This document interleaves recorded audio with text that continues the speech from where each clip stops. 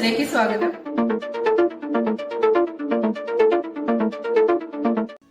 ഹരിത പ്രഖ്യാപനങ്ങൾ നടത്തി മൂന്നിയൂർ പഞ്ചായത്ത്.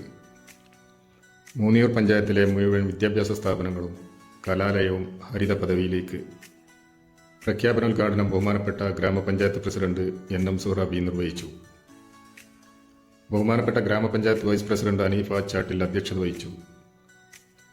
മൂന്നിയൂർ ഗ്രാമപഞ്ചായത്ത് സെക്രട്ടറി C. നാസില, ആരോഗ്യ വിദ്യാഭ്യാസ standing committee chairperson PP Muneer master, വികസന standing committee chairperson Subaida, CDS chairperson Sharifa, മെമ്പർമാരായ നൌഷാദ്, അബ്ദുസമദ്, ഷംസുദ്ദീൻ മണമ്മൽ, സൽമാനിയാസ്, ഉമ്മു സൽമ, സഹീറ, മർവ, രമണി, രാജൻ എന്നിവരും assistant secretary Balkees, junior superintendent Abdul Rasheed, health inspector Deepthi C. Nair, Haritha Kerala mission RP Muhammad Fayis എന്നിവർ പങ്കെടുത്തു.